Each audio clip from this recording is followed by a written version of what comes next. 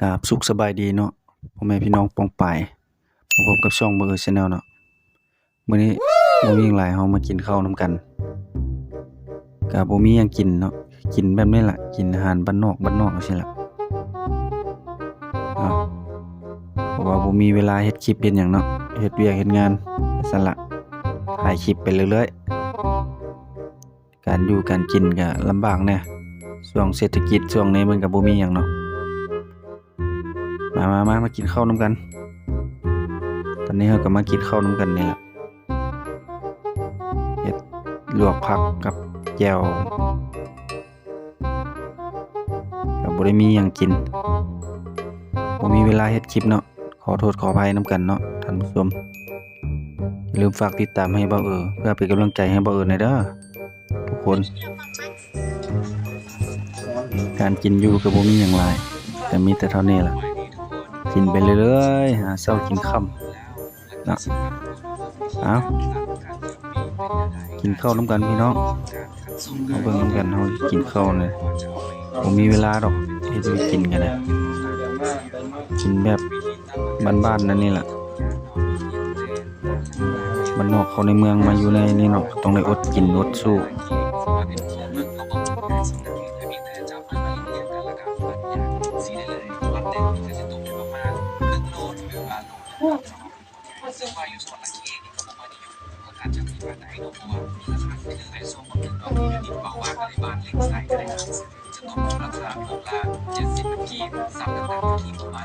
ดูได้ของด้านซ้ำ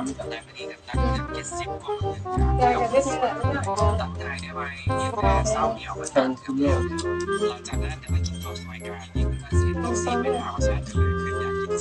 ทำเงินปังทำเงินชื่อ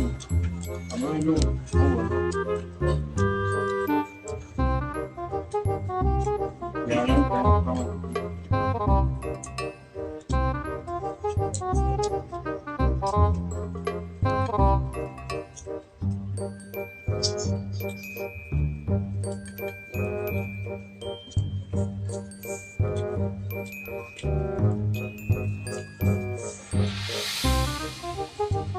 มือตะกี้อยู่ในของเขายังฟังกั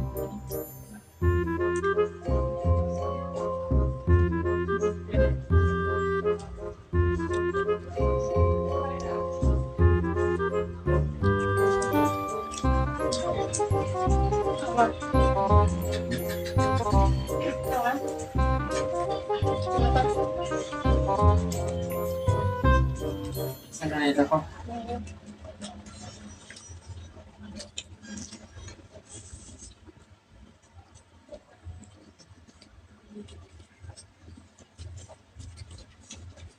ต่างมากนะครับ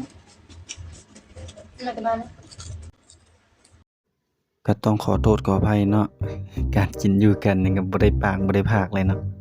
บ่ได้เว้าบ่ได้ว่าหยังเลยกินไปเรื่อย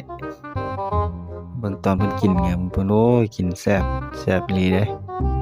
หลายแล้วบ่ได้กินแบบบ้านๆเฮานี่เนาะกินแบบนี้ก็แซ่บอย่างหนึงกินอันนี้ก็โอเคอยู่กินแบบนี้แหละแจ่วกับผักบ่มีหยังหลายบ่ให้ยุ่งให้ยากกินแบบบ้านเฮานี่แหละถึงสิอยู่ในเมืองก็ย่าเฮาก็ยังกินแนวนี้คือเก่าเนาะแซ่บคำสุดท้ายนะยกโป้งให้อีกแซ่บแฮงแซ่บอีหลีเด้นี่แซ่บแท้เด้นี่กินข้าวบ่มีปากน้ำไผเลยกินผู้เดียวโลดบ่วยผู้เดียวโลดมาคนอยู่ใกล้อยู่ไกลมากินข้าวนำกันพี่น้องเพราะว่าบ่ได้เสียบไม้เนาะก็เลยมาพากเอาแน่บ่มีหยังหลายมื้อนี้นะกินข้าวแบบเบาๆแจ่วมันก็บ่แม่นแจ่วเผ็ดแน่กับแจ่วนั่นเนี่ยแจ่วโนสานเนาะคุยใส่ผักเป็นเบิดเลยแซ่บบ่แซ่บกันเนี่ยจำเป็นแน่เนาะแซ่บบ่แซ่บก็ต้องได้กินแล้วนะนี่จำเป็นก็เลยได้กินแหละแล้วแซ่บอีหลีพี่น้องเอ้ยกินอาหารบ้านเฮานี่ล่ะประมาณนี้ แซ่บจับคำอีกคำหนึ่งพุ่นคำบักใหญ่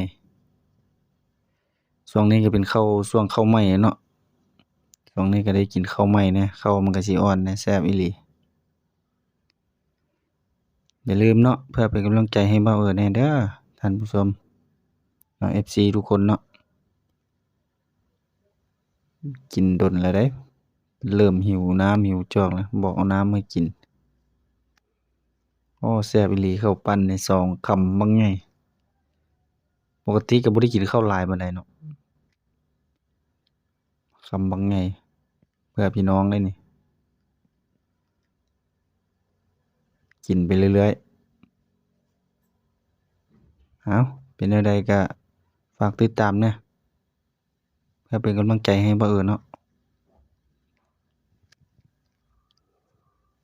เพิ่นกินเพิ่นก็คิดหยัง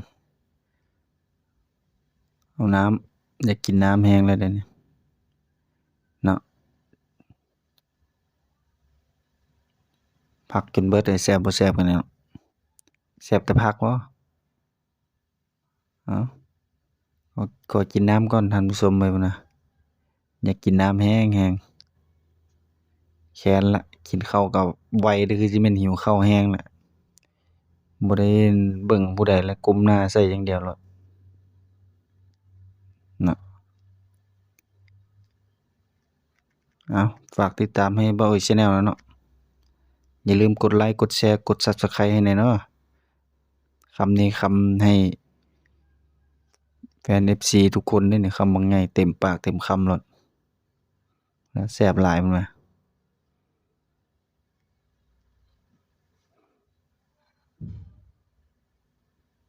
ขอกินน้ำก่อนพุ่นน่ะเอาดื่มน้ำละสงสัยสิอิ่มแล้วบัดนั้นน่ะโอ้อิ่มแซ่บหลายจนเอื้อมจุกกลับบ้านแล้วเมนูนี้ก็แซ่บก็พอกินได้เนาะแซ่บอีหลีเอ้าตอนนี้ก็จบเพียงเท่านี้เนาะ